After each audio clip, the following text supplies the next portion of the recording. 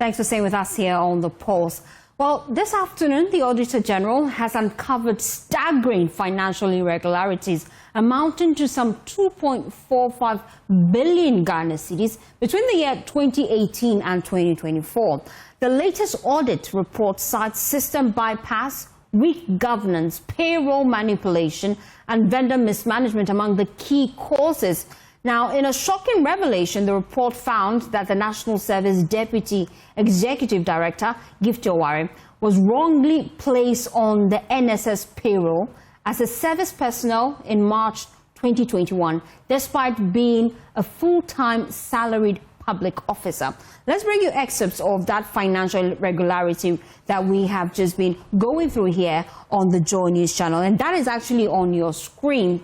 Well, some of the key things that have come up really in this report that is quite alarming, and we'll take you through it, just some of the key provisions so that you have a fair idea of what exactly is in the report. Now, when it comes to payment of funds of NSS funds to internal staff, the report cites that a certain Mr. Jacob Yosin and Mr. Gifty Oware-Mensah were paid a cumulative sum of 20,234,468.18 Ghana cedis. According to this report, Mr. Jacob Yosin, who is a former IT officer in Northern Region, received 18 million, $822,869.82 Ghana cedis through his entity, Yansapo Company Limited, as a vendor, whilst Mr. Gifty Oware-Mensah, a former head of deployment with vendor Konabab Power, received a total amount of 1,411,598.38 Ghana cedis via e-switch. And that is detailed in the report. Now, when it comes to unsupported payments to the National Service Personnel Association, the report also raises key concerns, really, that the National Service Secretariat made some payment to the National Service Personnel Association, and this payment, according to this audit report, was made without any formal agreements or memorandum of understanding between the NSS and NASPA. The terms and conditions, the purpose, the scope and conditions under which the funds were transferred is still unknown. There is no evidence of accountability or retirement of funds by NASPA leadership to justify how the monies were applied. And so the Auditor-General in his report says the money paid to the National Service Personnel Association amounts to 9,276,535 Ghana cedis. And these payments were made without any formal agreement or MOU signed between both parties. And the Auditor-General is raising concerns about it. Now, when it comes to the enrollment and payment of national service personnel, the report finds that individuals who were ineligible or had invalid ages were all enrolled onto the data. And this is shocking. The Auditor-General found that personnel below the eligible age of 18 years were enrolled and paid allowances, and personnel above the age of 60, some even as old as 1,027 years old, based on the data, were enrolled, and records showed negative ages in some instances, yet they were paid.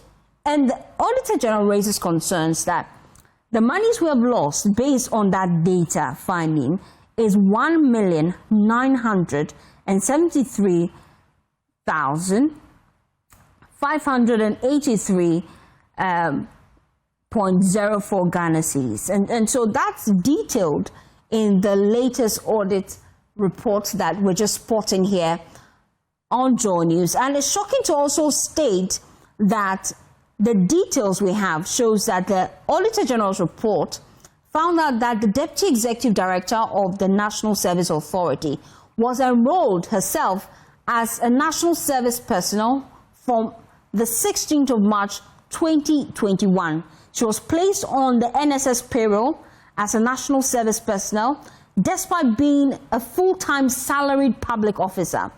The enrollment was based on her master's degree, Masters of Public Administration from Kwame Nkrumah University of Science and Technology, and she was placed on payroll and 100% of her monthly allowance for 12 months between the year 2021 and 2022, which is the service period, which amounted to some 6,708.48, because at that time, the national service personnel, they were paid 559 Ghana cedis. That money was paid to her bank account. So these are the latest findings from the Auditor-General's report. And joining me now is anti-corruption campaigner Adam Senano, joining the conversation here on the Pulse.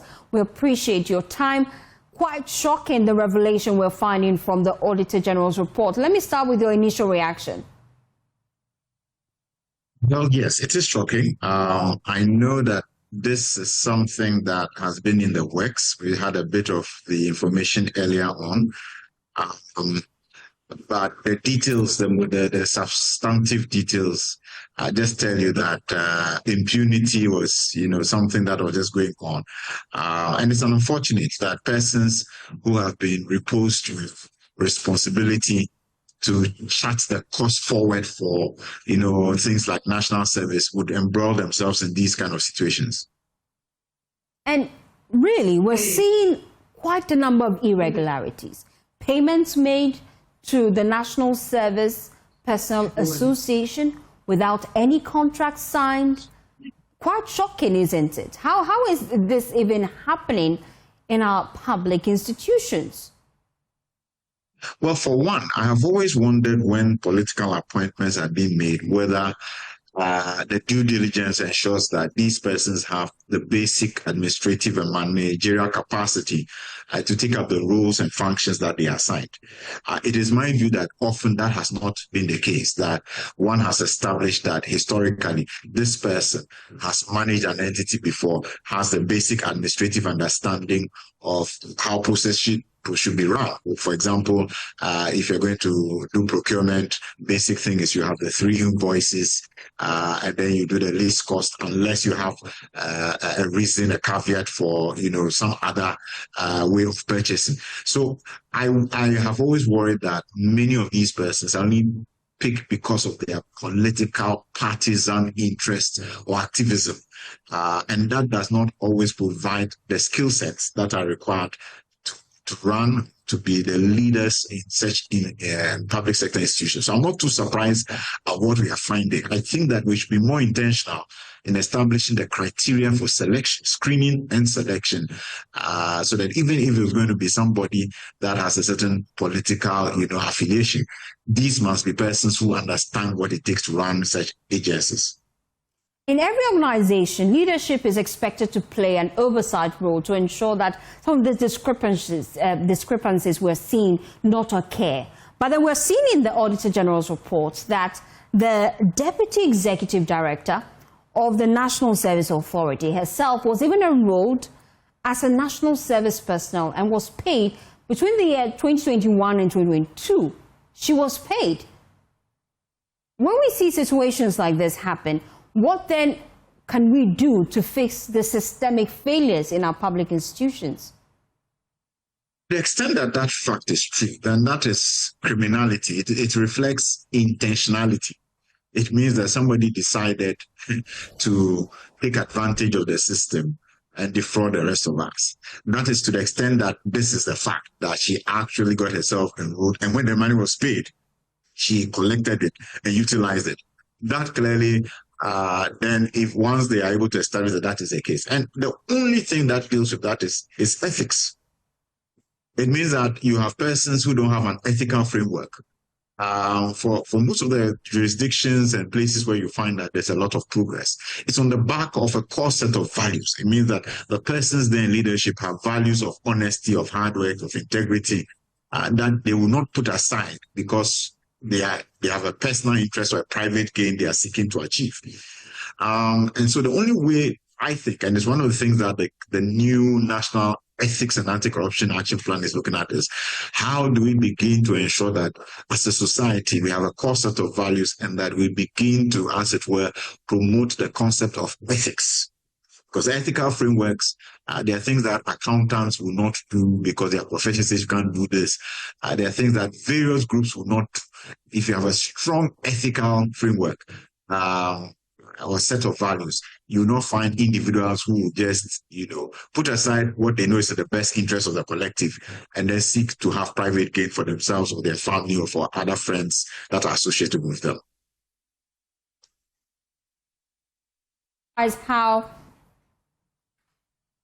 And for me, I'm quite surprised how this systemic failure still persists, because this is not the first time we're hearing of issues with the payroll audit of the National Service. We've been hearing of ghost names, and it's still occurring. We're seeing individuals who are not even 18 years old on the payroll receiving monies from the state, individuals who are older than 60 years old. In fact, the Auditor-General's report tells us that a certain individual was over 1,000 years old. And yet, when you are applying for national service, you would have to appear in person for biometric registration. It then appears that the system is breached from within. Is that not the case? Well, yes. It tells you there's a systems failure. For example, if we have said that let's say the framework for national service is 18 to 35, the electronic dashboard, the digital system itself, should be such that anytime you have an age that is outside this limit, it must refuse for the process to continue so that payment should not be able to happen. So whoever designed our electronic dashboard and system for the payments, this should have been one of the factors. The criteria that says that you are 18 to 35. If you're outside that and you are receiving payment illegally, it should shut down the system. So you are absolutely right. That's a systemic failure. Beyond that is also the failure of our internal audit. And recently I've been highlighting how we have a situation where our auditors are paid by the institutions that they are auditing. We need to change that system, because what it is that the paymaster determines their privileges and perks and their salaries at the end of the month. So even if they would highlight issues, the compulsion, the proactiveness with which they'll follow up issues identified is weakened by the fact that they have their hands in the mouth of these same institutions they accept. And so we should have a situation where the payments for such internal auditors are not made by the institution that they're monitoring or reviewing themselves. Otherwise, that defeats the whole purpose of trying to separate them. And that's why we've seen what you are describing, that year in, year out, payroll fraud, so and so. Because the internal audit system, which is supposed to make sure that in between the external auditors done annually, the internal auditors pick up these issues and ensure that they clamp down on it. But because that system is failing, we keep seeing it. So we need to look at our internal audit system currently, make sure they're not being paid by the same institutions that they are auditing. Otherwise, our institutional arrangement defeats the outcome we are trying to achieve. In cases like this, where should investigators look really to ensure that the individuals involved are held and made to face justice? Well, I think it is part of the problem there is where we've talked about specialized courts. And we are happy that the president has said that he would establish a specialized court, but we're saying we need many more. Part of our challenge has just been that these cases take forever. On average, now we see that anti-corruption cases in Ghana take a minimum of 2 years to 7 years. In 2 years, most citizens will draw the conclusion that no, nothing's going to happen about it. But in other jurisdictions like Kenya, which I've been citing because I was there earlier in the year for the launch of their integrity plan, the head of the Ethics and Anti-Corruption Commission said, look, we have 12 specialized anti-corruption courts that sit daily for a target of 6 months. The cases being heard should be discharged, completed within 6 months. And in 6 months, obviously, it means that everybody be aware that this person was arrested, the evidence was brought to court, the person has been jailed, all the money has been retrieved. That's the kind of thing that begins to set the precedent and the deterrent for others not to think that they can get away with the impunity of corruption. So I think that there are a number of things. We need not just one specialized court. We need many more specialized courts across the country. We need the judges, the prosecutors, the investigators trained specially in how to do this anti-corruption work and do it well speedily so we can get better results. And when that is done, also we will need the COPO, the Conduct of Public Officers bill passed, because as you remember, part of our challenge simply is when you take public officers to court, we don't have a comprehensive law at the moment that outlines the sanctions to be applied. So when they get to court, is it a 5-year, is it a 10-year, is it a 20-year, and for what reason? There's no clarity on that. That's part of the challenge we are facing for the cases that we have. So we need to revisit the COPO. It was started in 2016. Next year will be 10 years. We've still not passed it. We need to make sure in that bill we have the issue of reverse burden. So it is not that the state has to bring the evidence to prove where your sources of income are, but you, once we see that you are spending more than we can legitimately discern as genuine sources of income, you need to explain how you are able to afford these additional assets or why you are flaunting so much wealth when we know your sources of income and they cannot amount to what we see you spending. Thank you so much, Edem Senanu, anti-corruption campaigner, joined the conversation here on The Pulse. Let me bring in former director of the Ghana School of Law, Kwekwan Sarsari. We appreciate your time here on The Pulse. This is quite shocking, the revelation we're seeing in the Auditor-General's report. But we know that Gifty has been granted bail to the tune of some 10 million Ghana cedis for the case filed earlier. And so, with this new revelation, will the AG have to file fresh charges? Educate us legally. What's the next line of action? My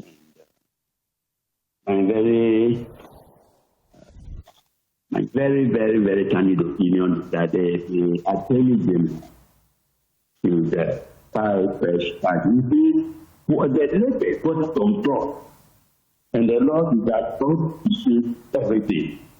Therefore, if she has misrepresented herself, she defeats the state, and that defeat constitutes fraud. That is one. Two, the earlier bill, I don't know whether it was the police inquiry bill or the court that granted the bill. If it is police inquiry bill, then the line of least resistance would be, to file fresh charges, arrest her, and make sure that the bail conditions are enhanced to ensure that she remain in the country, to stand a trial. What the regulations coming out now, we don't know whether they are the truth. But you see, if they are fair allegations, the Attorney General will have himself to blame one day. But if they are very, very genuine, charges that can stand the test of time, then I think that this is an opportunity for the Attorney General's office, to get up their loins and do the needful. If a person misrepresents his or her age in order to cheat the system, that's a very serious, offense.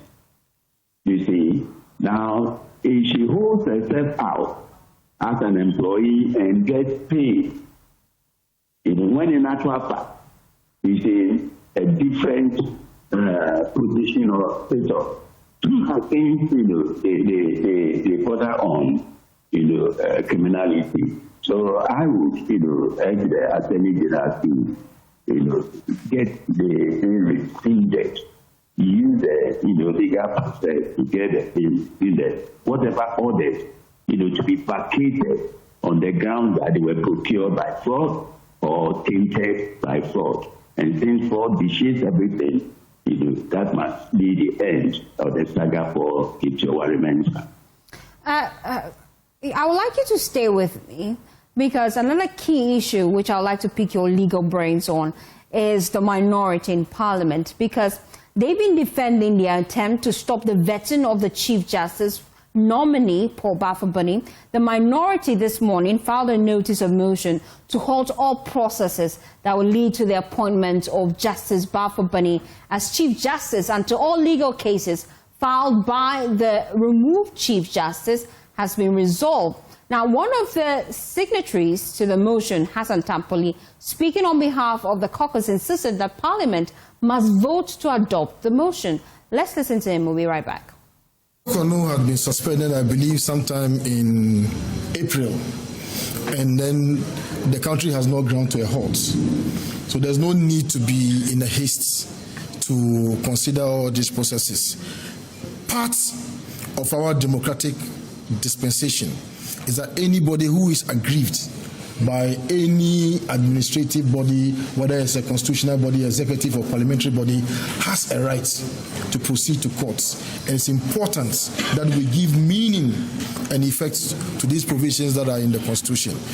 Not to say that the Parliament is not independent. The judiciary and Parliament are both independent but coordinate in status. And in order not to, cause a lot of confusion, our own standing orders provide that when there are matters still pending in courts, Parliament should hesitate in considering those matters on the plenary. And I think that this is one of such instances where Parliament must tarry a while for the processes to be completed at the judiciary before we can proceed. Well, Hassan Tampoli says the decision taken by the caucus is simply based on principles and not against the person of the Chief Justice nominee.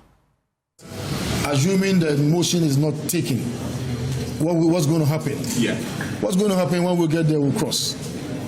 Definitely when we get there, we'll cross. But we think that this is a procedure that is unassailable. It is grounded in the Constitution, it's grounded in the standing orders of Parliament, and it's grounded in the time-tested convention and practices of Parliament and legislature across the world. If it was any other person, we would still have made the same case. And if Justice Baffa-Bunny himself was in the position of Justice Tokono, we would have done this same press conference and would have raised this same motion before him. So it's a matter of principle. It's a matter of principle. Our Parliamentary Affairs correspondent Kweku Asante joins us live with details of this. Kweku, this news conference happened earlier. Any reaction from the majority in Parliament? Well, we are yet to officially hear from the majority. In fact, we've gotten close to some majority MPs to try and get an understanding of what they make of this. All of them telling us that they just want to take some time and get their leadership to respond to this. Of course, they tell us off the record that they think this is just some frivolous attempt to stop Baffa-Bunny's vetting, which will not happen in their estimation. But ultimately, they are going to fight this every step of their leadership, the majority leader himself, perhaps, to do all of this. One may ask, what is the procedure for this? What the minority have done is a notice of motion. All motions would have to be accepted or admitted by the speaker before they will be advertised on paper and then debated. So the notice of motion has now been filed at the office of the clerk to Parliament. The clerk has received it. He will transmit it to the Speaker of Parliament, who weigh it side by side the rules of the House. If the Speaker of Parliament takes a decision that the motion meets the rules and regulations of Parliament, he will admit it. It will then be advertised on the other paper. A day will be taken, and then the minority, the signatories, will then move the motion formally on the floor.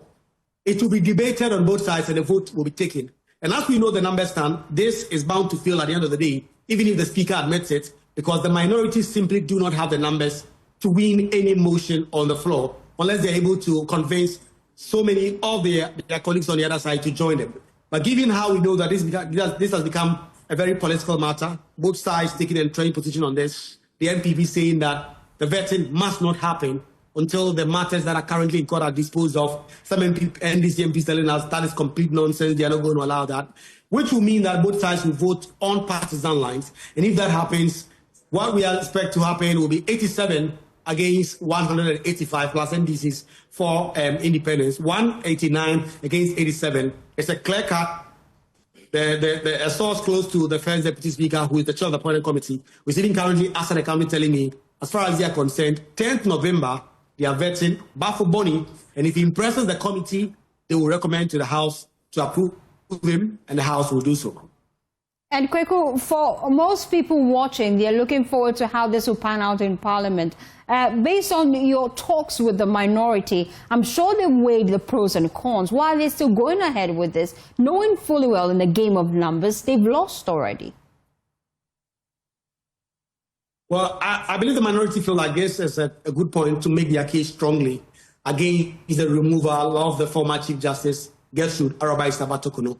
They're going to use this opportunity to make their case, because ultimately, if this comes up for a debate on the floor, even before the vote will be taken, there will be a debate strenuously, and these matters will all come up. The matters in court will all be fiercely and aggressively debated. And so the parliamentary balance is the minority have their say, the majority have their way. So I believe that in the strategy room where these decisions were taken, the minority have been clear in their mind that they are going to lose when it comes to a vote. But you have to pursue this as aggressively as possible and make the case strongly for why you believe there's a politically motivated attempt to remove the former Chief Justice and all that. You heard Alexander Afenyo-Markin on Monday make a strenuous argument as to why he believes that the Performance Committee work was flawed, and how he believes that even the acting Chief Justice is slowing down the processes to determine the cases that are currently before the court so that he will benefit. Those are the claims they are making. And so I believe that they see this as an opportunity to make a strong case in Parliament to try and win over more support in terms of how exactly this is going, and to make the case that the former Chief Justice was removed unfairly and that this process must not go on. I do know that they know that when it comes to the numbers game and it comes to the floor, both sides will whip their numbers to become a political battle, and they will lose. Thank you so much, Kweku Asante, our Parliamentary Affairs correspondent. Well, I still have with me Ansah Asare here on the post. I'd like to start with your initial reaction to this. The minority has filed a notice of motion. They're praying the Speaker to set aside the vetting of Chief Justice nominee Bafo Boni, because they're concerned about the numerous legal cases which, according to them, haven't been heard yet. Your initial reaction? It's a rather wholly unmerited notice of it has no merit in it.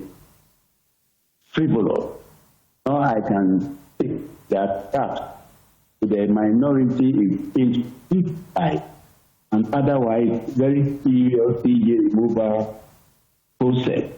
Now, secondly, I think that the minority is trying to use former President Tokono as a pawn to derail country work. They should be about they are representing Ghanaians. And I don't think their representatives are in favor of what they are doing. The minority is turning the country into an Atlantic for Accra supporters union.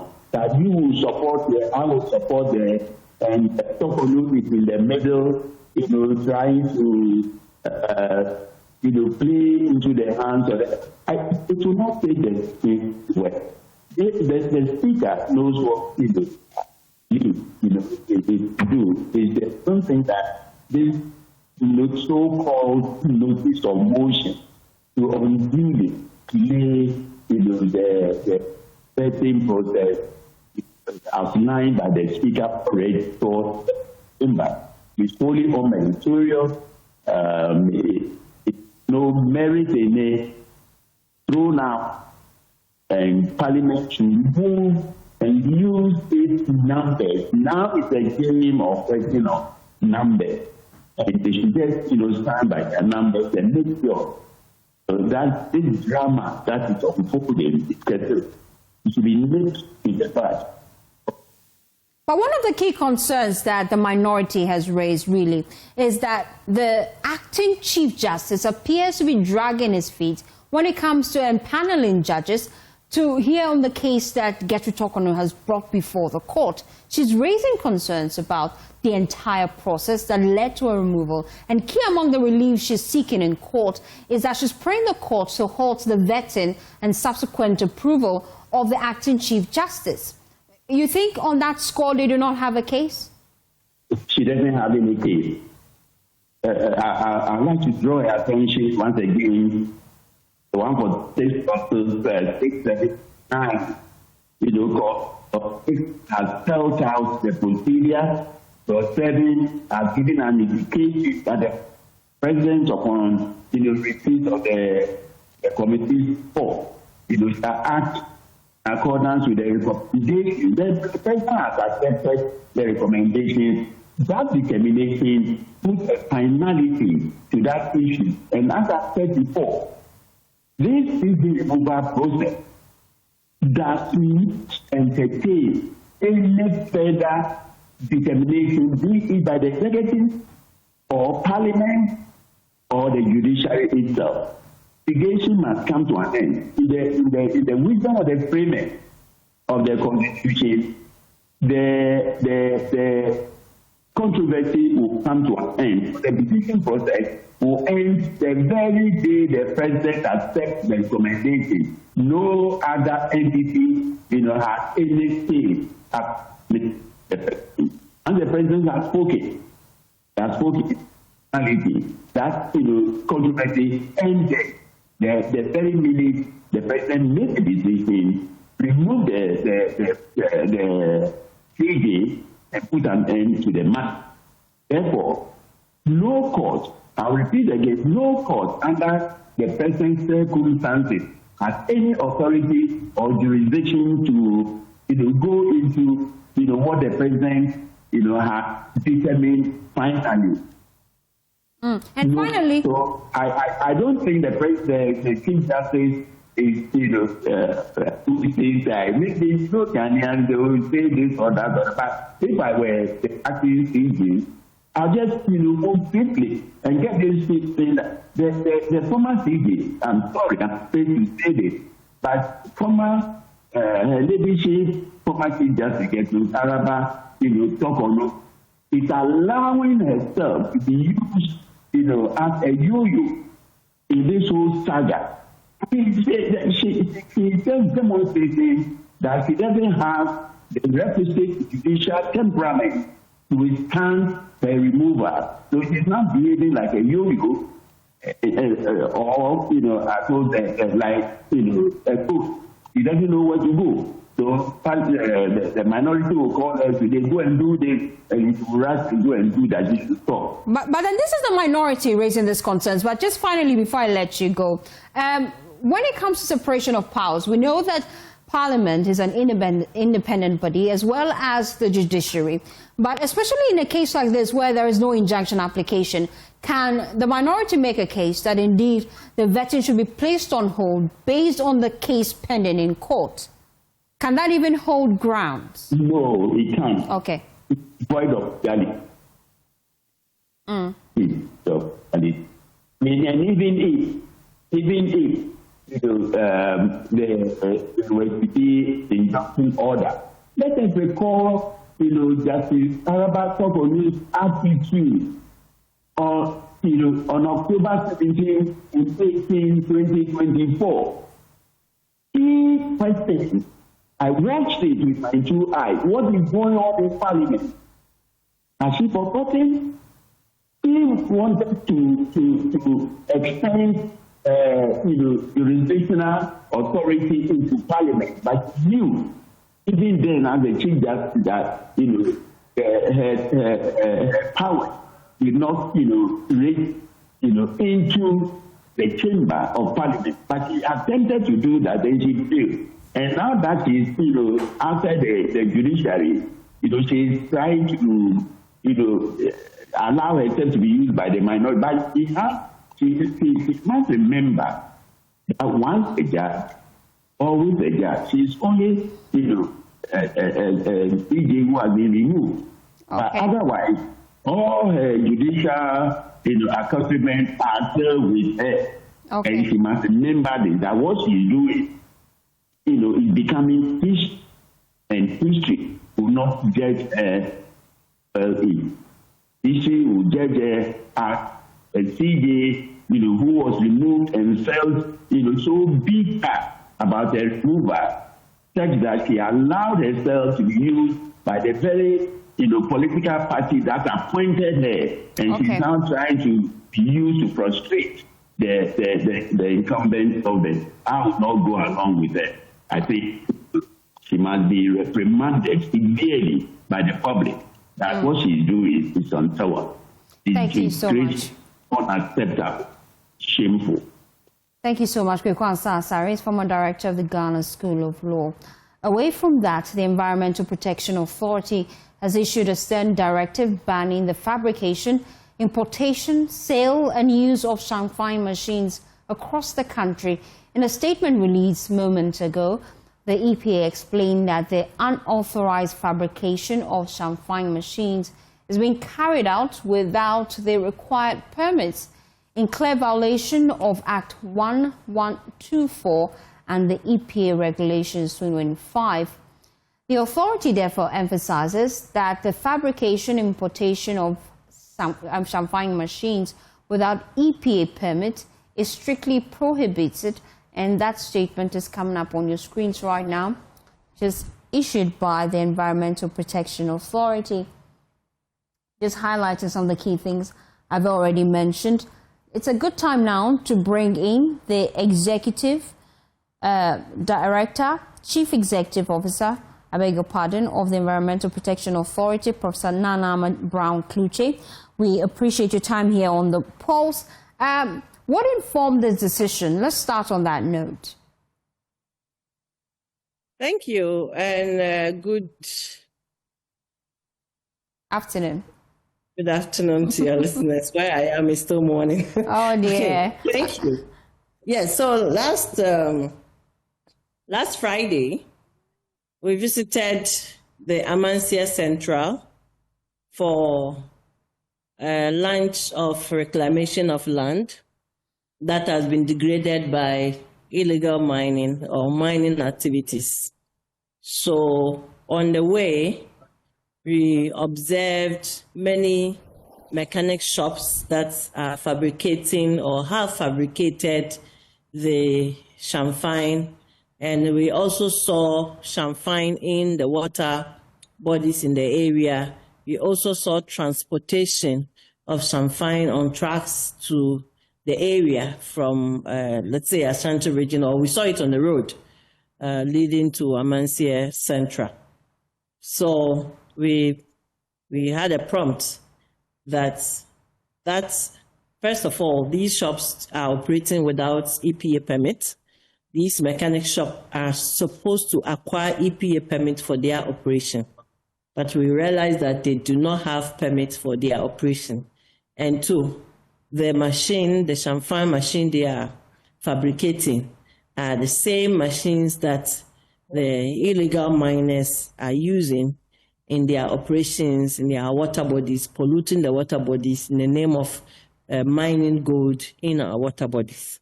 So the EPA, as part of our mandate in protecting the environment and protecting our water bodies, decided to issue this directive to prohibit the fabrication and the sale and importation of these champagne machines. In actual fact, if these shops are interested in fabricating anything, they are supposed to acquire EPA permits for their operation.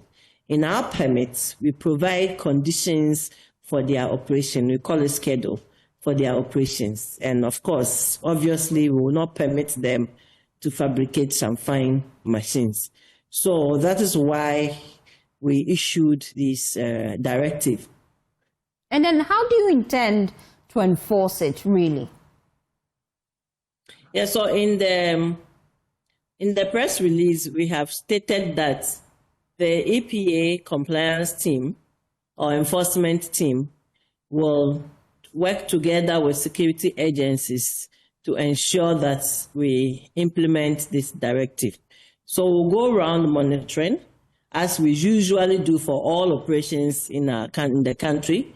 We're likely to seize some of the machines or those machines, and where necessary, we will prosecute the persons involved in the fabrication, sale, and the use of same.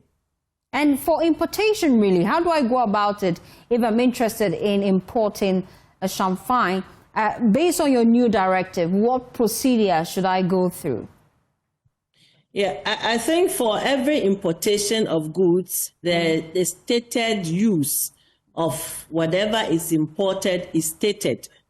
So if the statement or if the importation of such a material, for example, champagne, we know that is largely used for mining in our water bodies, we prohibit it as EPA. And thus, as I said earlier on, per our mandates, by the powers that is conferred in us, we can or we are allowed to prohibit activities of such. And then finally, just before I let you go, the key concern really is that with some of these champagnes, even though they are seized, do you plan on tracking them in the nearest future so that we're aware of each of them and their location?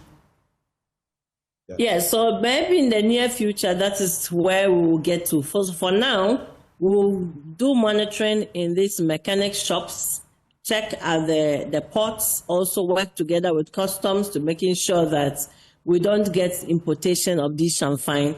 And those ones that are fabricated here, we'll take it up in terms of seizure and dismantling of those champagne machines, yeah.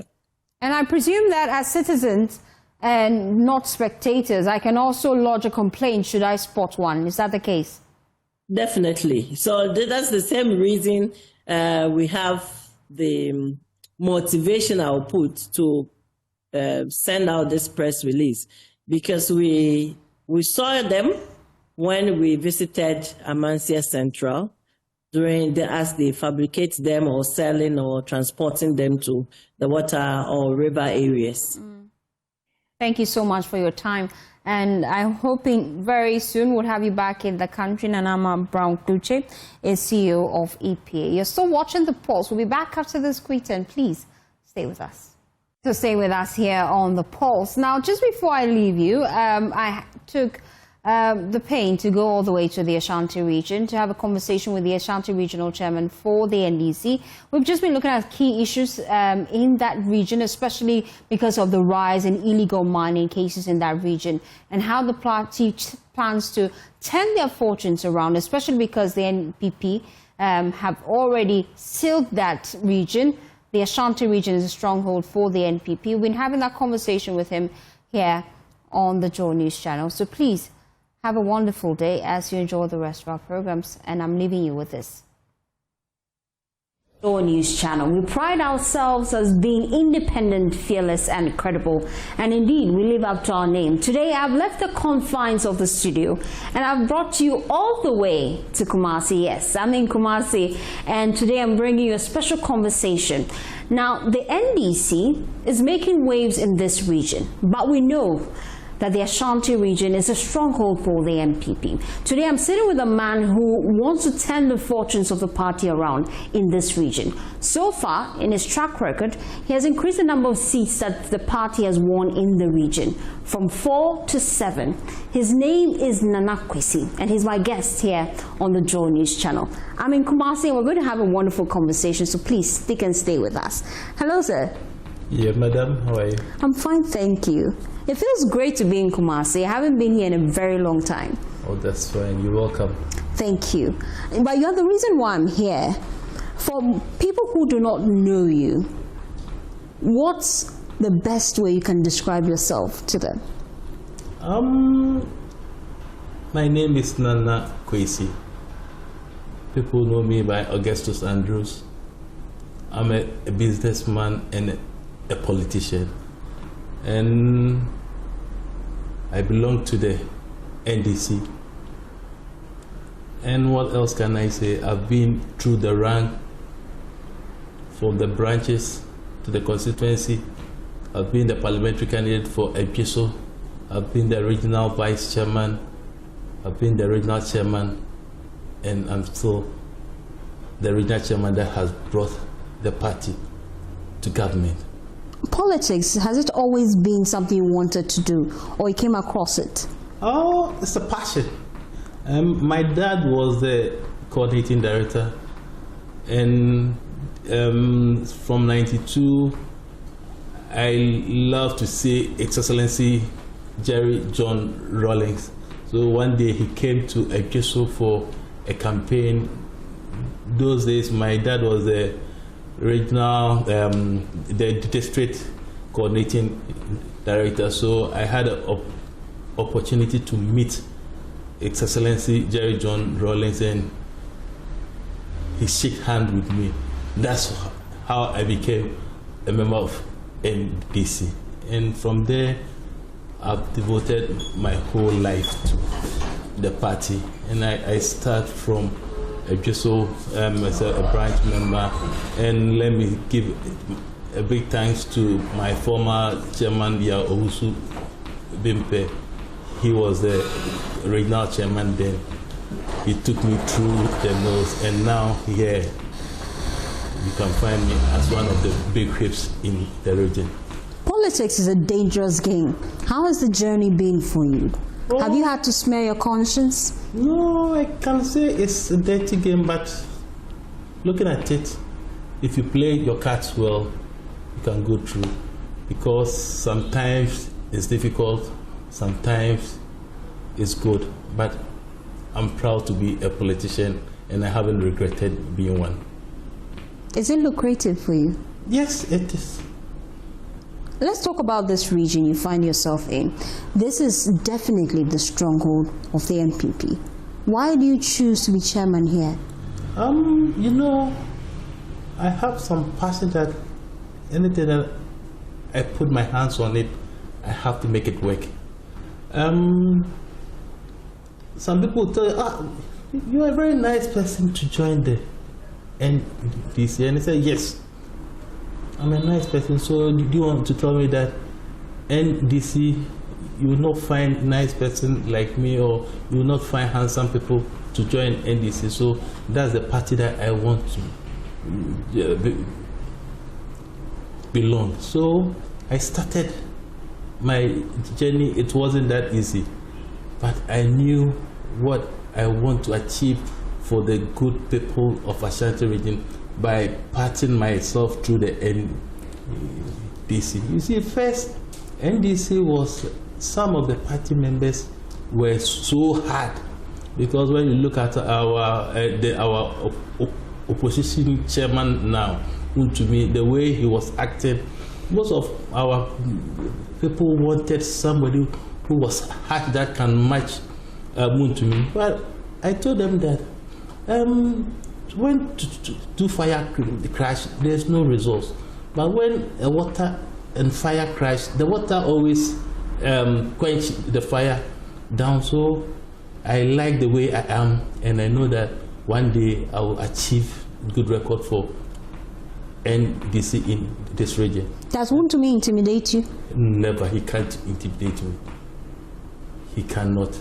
And now where is he? He's nowhere to be found. But the party still holds lots of seats in this region. Let's start with how you even took the 7 seats. Some key seats you took from the NPP. One, Adansia Sokwa. Quite a hot seat. And you took it from the NPP. How did you do it? What was your strategy? It's teamwork. I didn't do it alone, because I had executive that I had trust in them. So it was a teamwork.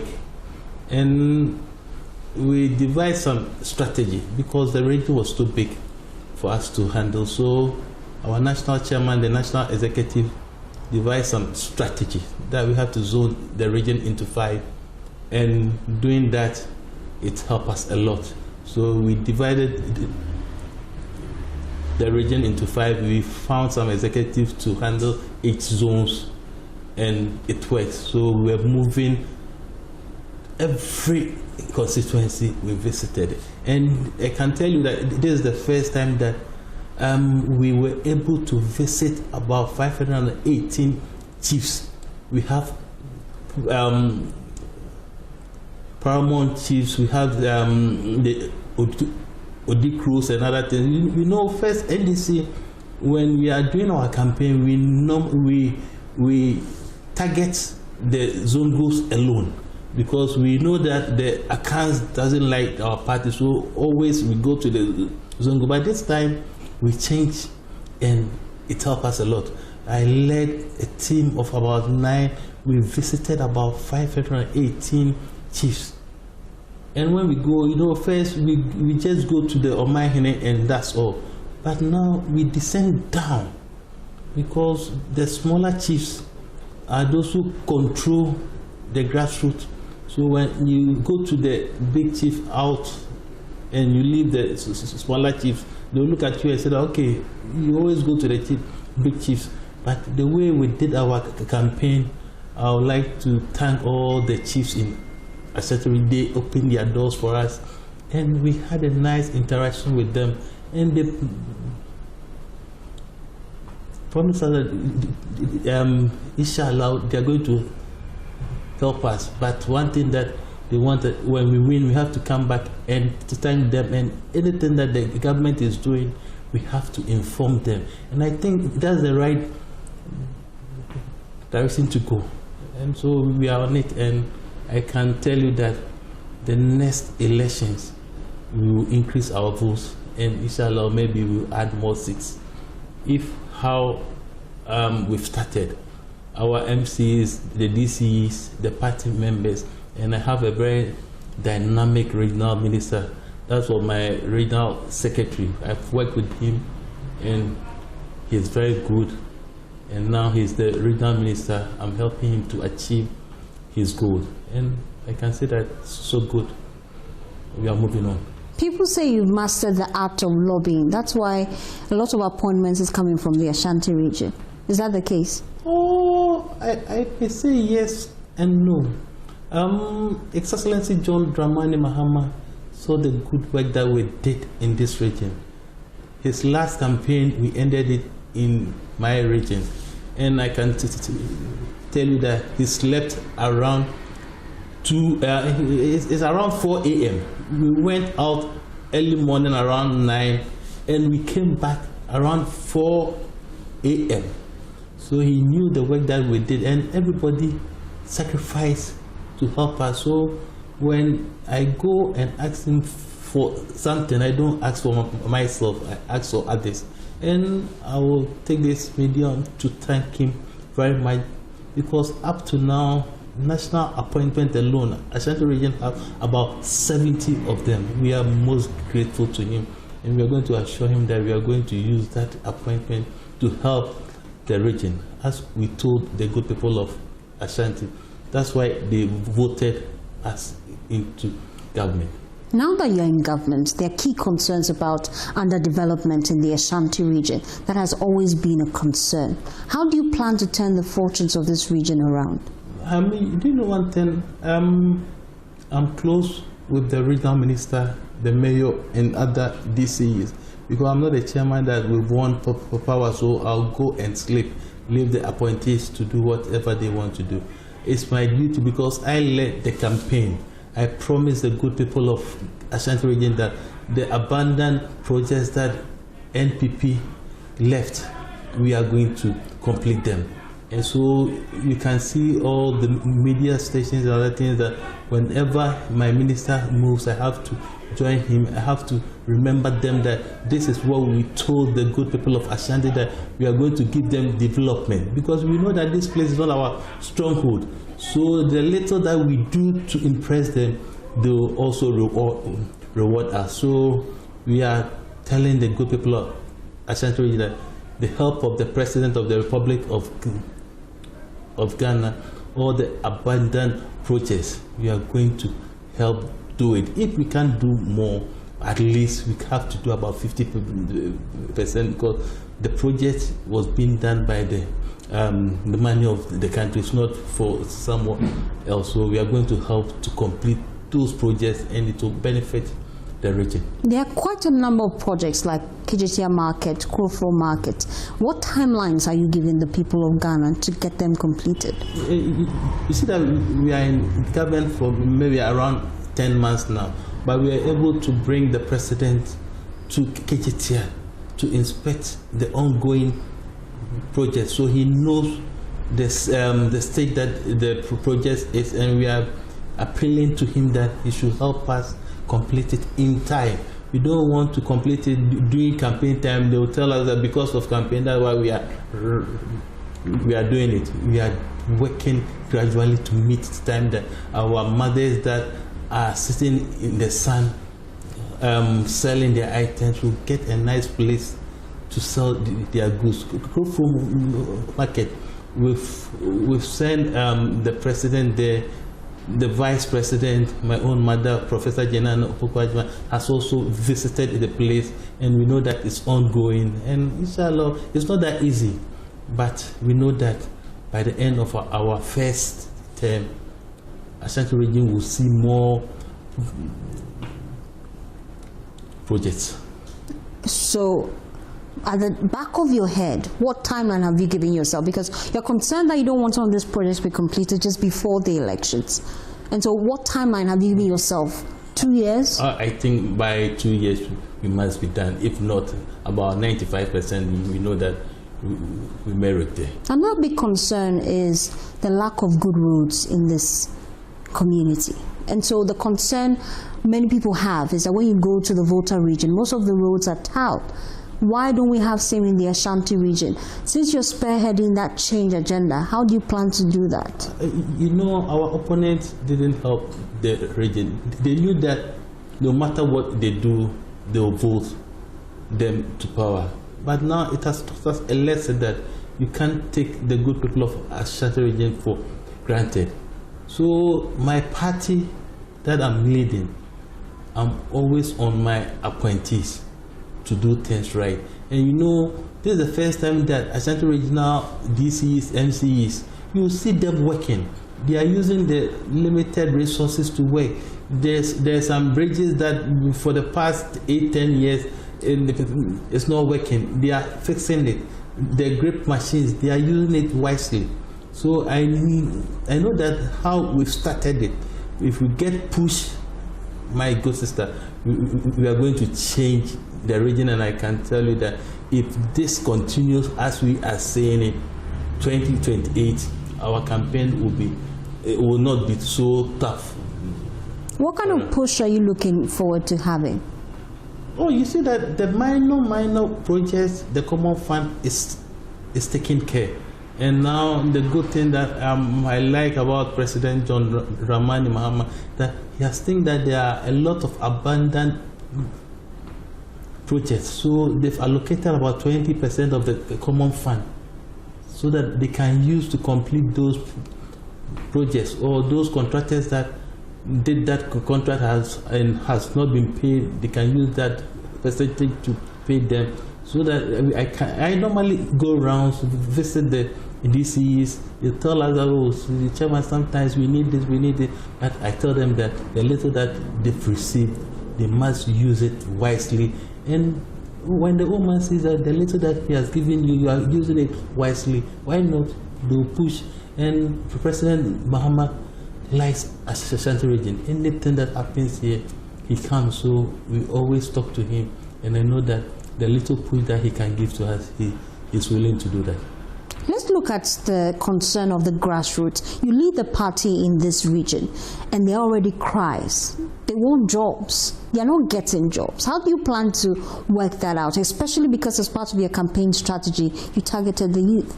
That's true, that our grassroots are crying for jobs. And you see that we've just spent about 9-10 months in government. And I can tell you that this is the first time that the sort of appointment that we are getting in this region, it has happened before. Example, the regional executives, we are about 18, 19. But His Excellency John Dramani Mahama has done well, given about 85% of the regional executive appointment.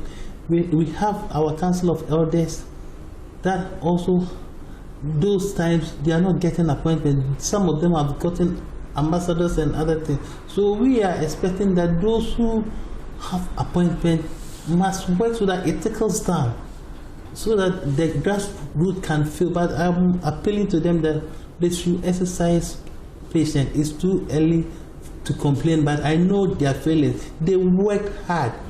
They work hard. They follow us. When it's raining, we can see them moving with us. In the night, they followed us.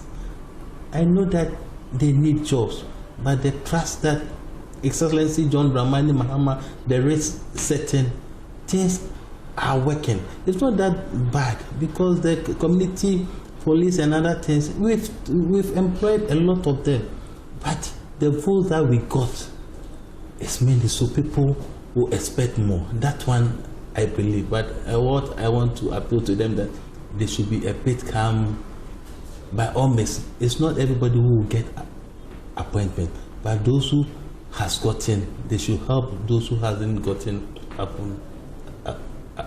appointment. But whether we like it or not, our next elections, we are going to use the same people. So I'm very careful that we have to treat them well and we'll get them jobs. If not all of them, most of them will get their fair share.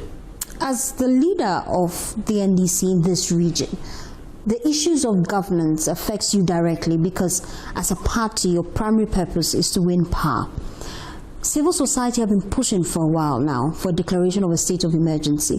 Kumasi and the Ashanti region is bearing the brunt of illegal mining. Just coming here through the flight, looking at the bird's eye view of the situation on the ground, it's appalling to say the least. You are of interest in this because this is your region. Aren't you concerned that the president has declared a state of emergency? Won't that affect your fortunes in the next elections? Declaring state of emergency, I don't think that will solve the issue, because I know it's worried. Our water bodies is spoiling. So normally we advise those who are mining that they should do responsible mining. And you know, this mining issue is not easy. There is the good side of it and the bad side of it. I can tell you that the crime rate that normally goes on in this region, the armed robbers and other things, because they are mining, that side we are not seeing it. And we have to tackle this issue careful, because mining is something that helps others. The gold is under the soil. We have to take it and use it, but how to treat it is another story. So I will advise those who are mining at the riverside, the forest, they should stop, and we'll see how best we can help them do responsible mining. But then that advice is going down the drain, really, because we're seeing turbidity levels, especially in key regions, go up. We're seeing the Ghana Water Company raise concerns about the pollution caused by illegal mining on their water source, and which is skyrocketing the cost of treating water. Aren't you going to take a more radical approach? Radical approach in which way? Because the past government did it. We didn't see any results. Burning excavators, shooting, but still they were doing. So I think we have to call stakeholders meetings so that we all come together and find a solution. Because these people that are mining are some people that you can't control them. Because I know some guy that they've burned their excavators, but still they don't mind. They'll go and buy another one and do it. So we have to come together as a country and sit down, Jojo, and see how best we can solve these things. Because a miner told me that, Chairman, The way you are tackling this issue will not help us. Because whenever we are going to mine, we are afraid, so we are running, we go and do hasty things, then we leave. But if you control us, give us a portion of land, you know that this miner is mining this portion, you can control him. I think we can get solutions. So it's not one party issue. We have to come together as a country, judge and find a solution for this. The solution, civil society says, declare a state of emergency. So when we declare, what else? We declare state of emergency. What else are we going to do? Nobody goes there. And whether you like it or not, this goal is helping us shape our economy. So we have to think twice. State of emergency, it comes with cost. And that one, I don't agree with them. But I have to sit down, find a lasting solution. Because when we declare state of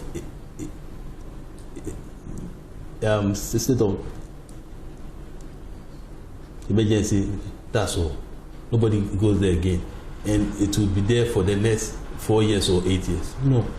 You have to sit down, judge, and find a lasting solution for mining. Whether we like it or not, we need the good to improve our economy. From where you sit, what is the lasting solution to the problem? No, I'm not a miner, so I don't have much to say, but I know that when we have experts, so we can call the experts, and we have big mining companies, Goldfields and other things. We have to bring all of them on board. They should teach us how they mine in their concession, that they are not giving us problem. They should teach those people. I think it will help. I'm not a miner, so I can't say much about it. But whilst you propose dialogue, there are already concerns that this situation is killing us slowly. We're inhaling mercury, we're drinking water infested with lead. You don't think that a radical approach is the way forward? Radical approach, that's fine. But will it end it? You don't think it will end it? How can it end it? So can we kill them? We can't kill them. They are Ghanaians. We have to find ways and means to solve this issue. This is not politics. We should leave politics out of this. Let's discuss this as Ghanaians. Because if we don't take care, by the next 5-6 years, maybe I can buy a bottle of mineral water, but let's ask those who are down there that they can't afford. The farmers. It's going to hurt all of them. So our advice that we should leave politics out of it. Let's talk as Ghanaians. We can get solutions. Let's look at concerns about the performance of Oral. When you took over office, the NDC, you came with heavy promises how you go after those stealing state money. Now people are concerned that Oral has gone silent. To be honest with you, as a chairman, I'm not happy. I'm not a lawyer. But the way the Oral make that know that there's something wrong. Ghanaians are some people that we can't take them for granted. This big corruption that we said on air, we are not seeing them. I'm a party chairman, and what the grassroots are telling me is what I'm saying. Chairman, you told us that this person has stolen this person. You are almost a year. We haven't seen any action. But the lawyers will tell you that they have to prepare their case for. That's their ideas of going to court. I'm not a lawyer. But what the grassroots are saying, they are angry. Because we can mention the cathedral issue, Up to now, we haven't heard anything about it, but they'll tell you that we should exercise patience. They are working on it. And to me, it deals a lot of them. KNUST, we are in government, we can't bring him. The grassroots are angry. We have all the powers. Look at the noise that we did. And I know that it's true, but sometimes the law takes its own time. But I'll appeal to the Auditor-General. Me, I'm a politician. I want to win power for my party next 4 years. What the grassroots are saying is that we have to speed up. We have to open some fast-track courts. Let the grassroots see that something is happening. We are taking actions, because the money that we were mentioning in opposition, we are not seeing it. That's what the grassroots are saying. And as the leader of the party here, that's what I'm also telling them, that we have to speed up our court issues. Let's look at the upcoming elections, 2028. The NPP says that they're taking back power from the NDC, because really, who do you deem fit to lead the party in the upcoming polls? My sweet sister, we haven't gotten there yet. It's early days for us to tell that person A or B is going. But names have popped up. They can come out. But me, I know my president is President The Chief of Staff is there. I know my president is President John Dramani Mahama, the Commander-in-Chief. And he has 4 years. And maybe anything can happen. He can go another term. It's too early. Because we have. But then your chairman is doing a thank you tour.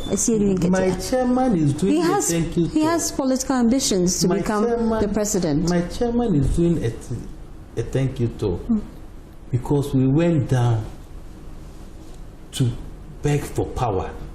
They gave to us. So when he's doing a thank you tour, me, I don't see anything bad about it.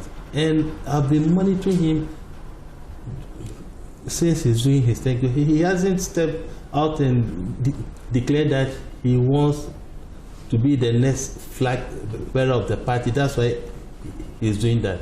But I'm also going to do it because they say when you beg something from a person, you don't go and thank him. Next time you can go there. He's a seasoned politician.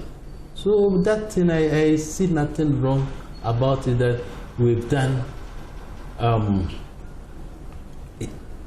elections for the first time. The votes that we got, it's unprecedented. So we have to go down and thank the good people that gave us that power. If he has gone down there and start campaigning that I want to be flag bearer, that's why I'm doing that, then we can condemn it. But for now, I know that he's doing the party work as a national chairman. But you can't shy away from the fact that the battle line has been drawn. For example, the NPP, they will be electing their flag bearer in January, which gives them a head start. Are you not concerned? Oh, but they like, they are going to lose again. They are going to lose. That one, read it. They are going to lose. But if John Mahama doesn't contest, who would then lead the party? You know what I'm telling you, that it's early days. 11 months out of 4 years. We have a long way to go. But it's not early days yet.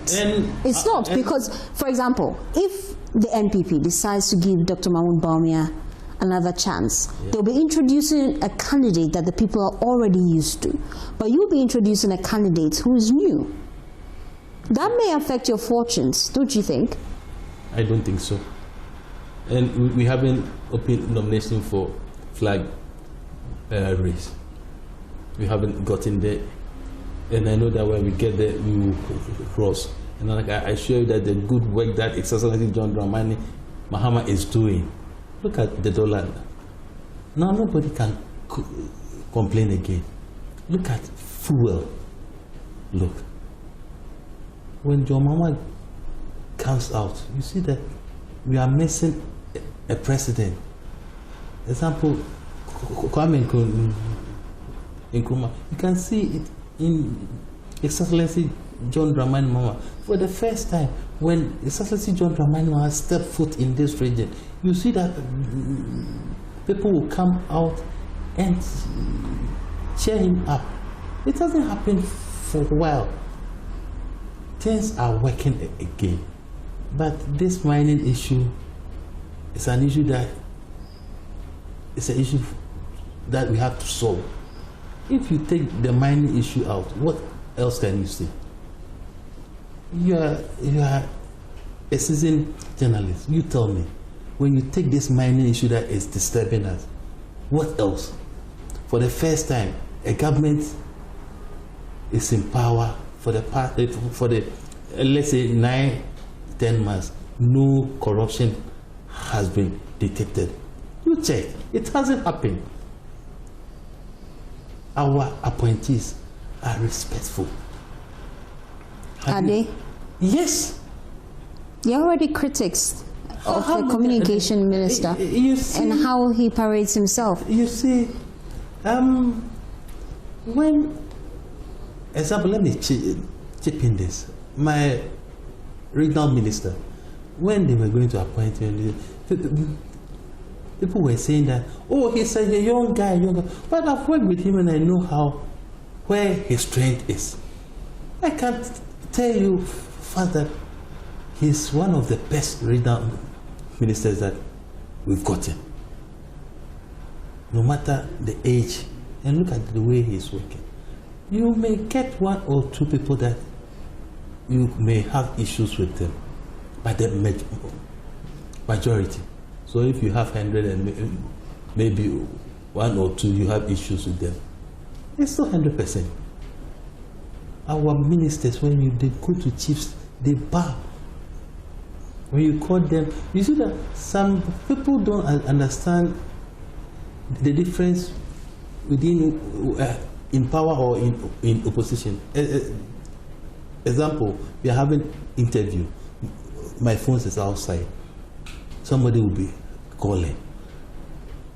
The person says, oh, the chairman, when you call the chairman is not picking. But the person don't know that maybe that time, maybe the minister or the appointee is in a meeting or not. But normally they return their calls. They come down. Look at Honorable Haruna. Yesterday I saw him on the social media going now asking students what's worrying them. Our ministers comes down to the grassroots. So my good sister, it's not that bad. For the past 9 months, 10 months that we are in power, when we are rating ourselves, we will get not less than 85-90%. Well, you're still watching the Joy News channel, and I'm sitting with Nana Kwesi here. And we're just having an amazing conversation. You can share your thoughts with us on all our social media handles. We're Joy News on TV. If you have questions for him as well, you can send them to me and I'll be reading it out to him here on the Joy News channel. Now, let's talk about what we should expect from you moving forward. You have contested one of the parliamentary seats in the past and lost. Yeah. Should we expect you to contest any seats in the future? Oh, as a regional chairman, where God has brought me to, I'm not sure that I'll contest any. But how long do you want to hold the post of regional chairman? I've done 2 times, and where I took the party from, my predecessors, they've done well. Honorable Ambassador Ohinejekum is a father to me. He has done well. Honorable Yausu Dimpe has done well. But you see that when you come, you have to do what they couldn't do. And I've achieved those things. I took the party from 3 seats 400,000 votes. I added one. Now we are 7. I'm sure that if God willing, everything goes well, and I'm still the chairman of the party, our next elections we will not talk less than 10 or 12 seats. You appear very confident, but that's going to come at a cost. How much does it cost you to win an election as a regional chairman? Cost is trust. You see, if the people has trust in you, whatever you tell them to do, and if you are a leader and you are able to bring all your executives together, you assign roles to everybody. If you are a chairman and you want to do everything by yourself, you will lose. You have to share responsibilities to others.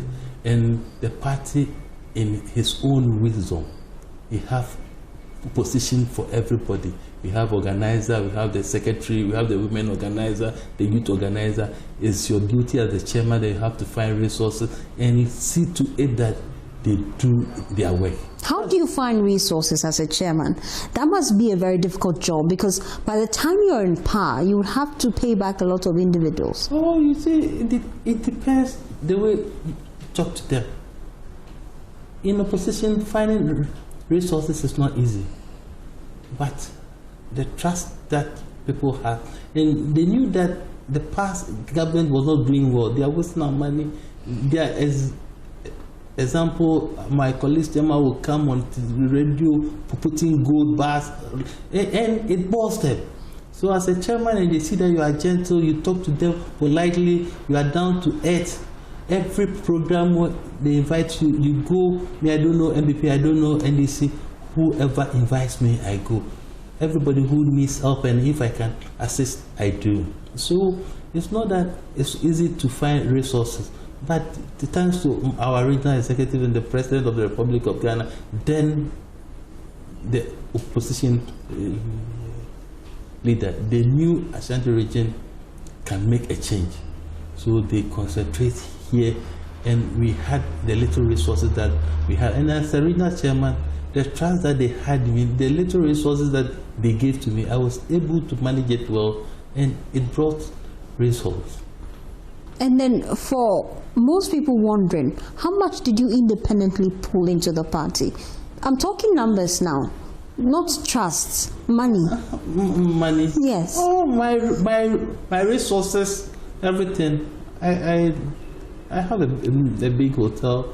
I use it for party work. The little that you see, I'm a hotelier and I'm a businessman. The little that I have in opposition, I invested in it. And you see, the grassroots, what they want is that when they come to their chairman, at least you have to talk to them politely. The little that you have, you share with them, you give them hope. It works. So we didn't invest that huge money, but the little that we invested in the campaign, it's not easy. Little is relative. How much is little? No, I can't quantify it. Why? We should know how much you put into this constituency. This region. This region. The biggest region. The 47. The stronghold of then party, but now I can. So, but still they are stronghold though. Gradually, things are. You have just 7 seats.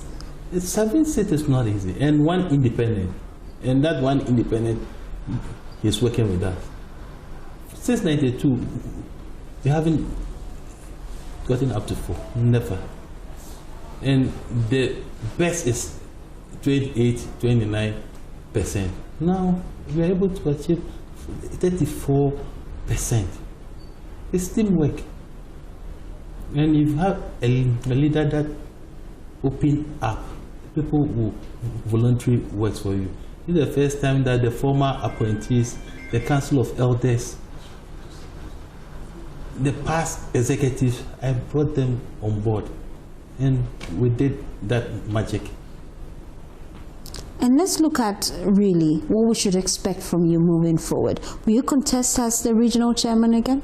Oh, God willing, if we have life, the way I've nurtured this party up to this stage, I've built the foundation, and I want to build on top, so that next elections, when I achieve what I want to do, then maybe I'll decide to go to national or what.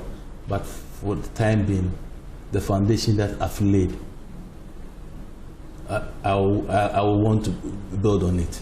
So you'll be contesting again? Yeah, I will do. If you decide to go to the national, what position are you eyeing? We are not yet there. But it's very close. The same way you would have to choose a leader for the party. It's very close, isn't it? If I have to go again, it will be the next 4 years, because next year we'll be going for re-election. After that, another 4 years. So we are talking about 5 years plus. Let's concentrate also on what we have built on it, so that when it gets there, we know how best and which position that we are. I'll be doing there. So let's talk about your political journey. Will you contest again as the regional chairman? For now, God willing, I will do, because looking at the foundation that I've built, from 3 seats to 4 to 7, I think we can do better. At least whenever Ashanti region we get more than 28-29%, we are good to do. And now I can see the loopholes, and I will contest again. And how about the national? I see that you're eyeing the national as well. Should you be given the opportunity, what role are you eyeing in nationals? For now, let me concentrate on my region first. When we get there, we will cross. And usually I've made the party attractive. Look at the building that we are in. We did it in opposition time. It's not when we came to government. For the past 8 years that I was the regional chairman, my previous regional chairman, my uncle Obimpe, started it. But in opposition, look at how we did it. And I'm trying to build some offices in some districts that we don't have a party office. I know that by the time I leave Ashanti region as the chairman, I have to make a name. I have to get things that I can pinpoint that my era, this is what I've done, this is what I've done. And even this alone is a mark that whenever I'm no more, people can say that there was a chairman that helps Ashanti, but I will contest again. And we're just getting your thoughts about his leadership so far and some key concerns you have. And so I'll be reading some of your questions to him. Since we advertised this interview, lots of questions have come through. So we can't take all of them, but I'll try to pick a few of them. This one says, Mensah from Kejetia, he's a taxi driver. He says, boss, we keep hearing that politicians only come around during elections. Since the 2024 polls, what has the NDC really done for the ordinary people here in Kumasi? Would you like to answer that question before we proceed? Because there are quite a number of them. Yeah, because as I've already said, we are trying to complete the abandoned project, and they can see they are all ongoing. So we can't certify individuals, but we are doing something that will benefit the good people of the region. So the abandoned projects, the road and other things, we are on it, that we are working on them. So Afrifa, a student from KNUST, says, Sir, young people feel disconnected from politics. What is the NDC doing in the Ashanti region to engage us beyond rallies and slogans? NDC, I will not say that they're the first political party that has given appointment to the youth. And NDC, if you are a youth and you are part of NDC, it means that you have future. I can tell you that almost about 60-70% of the appointees in this region are below 35 years. So if you are a student or a teenager and you want to join a political party that has future for you, is NDC that you have to join. Look at my regional minister, Dr. Frank Amomwako, Zuba, the Oforikrom MC. They are all young guys. They are not up to 35. So we are giving the youth chance. And I know that everybody wants to make a mark, so they are working. So as a youth, I can see that when you join NDC, you have a future. We will not tell you that go and do your master before you get appointment. Sawa is a nurse from Tafu Government Hospital. She's raising concerns about access to medical care in the region. She says, how do you plan to ensure that the hospitals we have are improved? That one, the same answer that I'm going to give. We are still working on them. They abandoned the Afari Hospital and other things. We are trying to bring them on use in time. So that's why we are working on it. Okay. Kwabna from Mampong says, are you going to run again as regional chairman? I think that's a question he has answered, but let me allow you answer that question again. You see, people are calling me, my grassroots are calling me that I'm very accessible, I respect them, I'm down to them, because you can't get a regional chairman that a bright member will have an issue and I'll go to their need. So people are calling, chairman, are you coming again? Because they heard some news that I'm going to national, and they were begging that I should retain here to work with them after 2028. And if I say that, I can move. But for now, the calls that I'm getting left and right, that I should work for them. I have no option than to apply to it. So as we wrap up the conversation, your questions are quite a lot.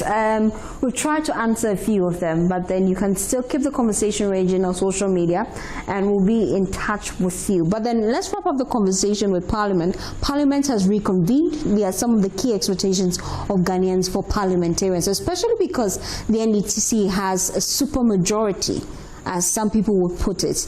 But you've gone silent on some key things. The LGBTQ issues that came up whilst you were in opposition. What are your expectations of parliamentarians? That one, the President of the Republic of Ghana, His Excellency John Dramani Mahama, has said it clear that he's not going to use the super majority to do something that will not favor the country. He's going to use it to benefit the country, and I have trust in His Excellency John Dramani Mahama. So the parliamentarian, I know that they are also going to do something that will benefit the country. I have hope in them.